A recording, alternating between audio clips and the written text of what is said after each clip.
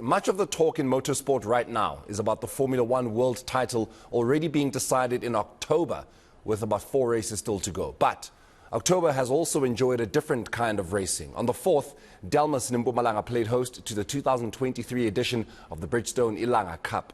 The Ilanga Cup is Southern Africa's first closed-track endurance circuit event, taking place annually and created for local solar car teams to put their solar vehicles to the test.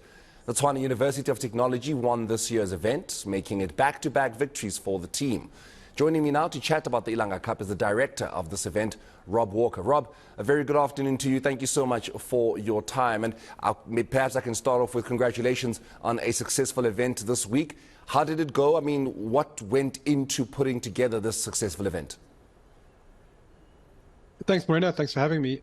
So the process really takes about 12 months. The teams started building from the end of last year's event and started preparing for this. It's a really long time that teams spend building these highly specialized vehicles.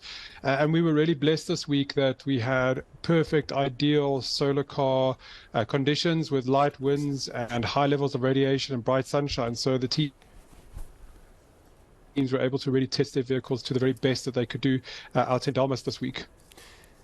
I mean, solar car racing, it's something that I think it's going to take a while for people to, for it to really land on people's appetites, on people's palates. Just the thought behind wanting to put this out there into the universe as something that can really be what we look forward to doing in the near future. Because at the moment, we're all about that petrol. We want our cars to have that aggression, to have that petrol in it, hence the success of Formula One. But then now we're also seeing Formula E starting to pick up. But now there's solar car racing. Why solar car racing? So solar car challenges have been around for more than 30 years in Australia and also here in South Africa. And what we've done is bring it to the circuit where these teams can really test out the technology.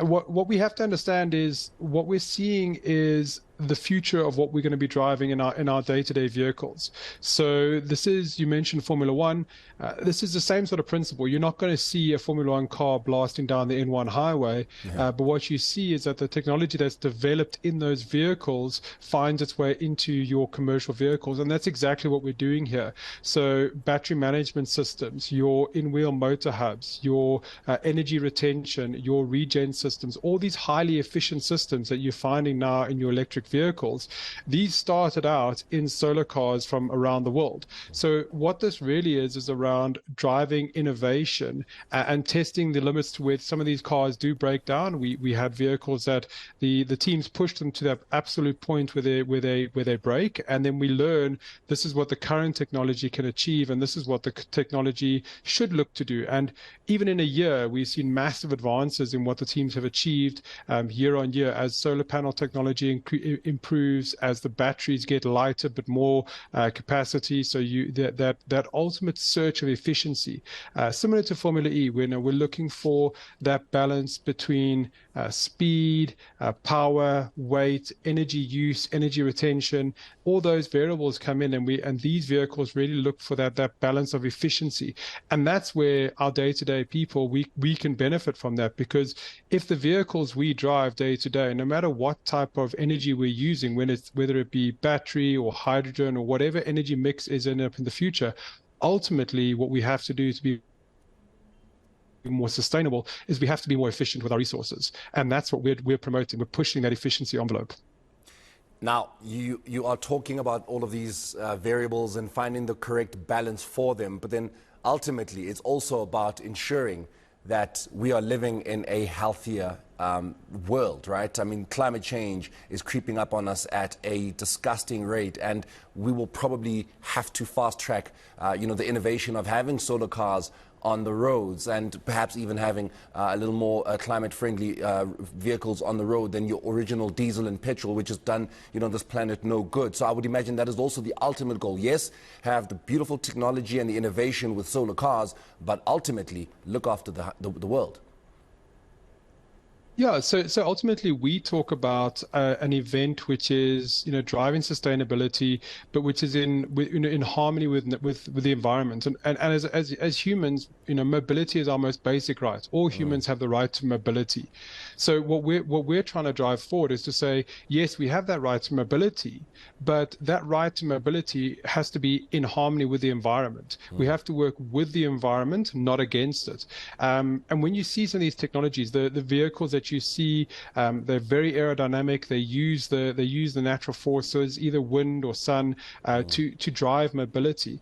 And ultimately, yes, the goal is to ultimately see in however many years vehicles that are more in harmony with their environment, that they work with instead of against the forces of nature, so that when we are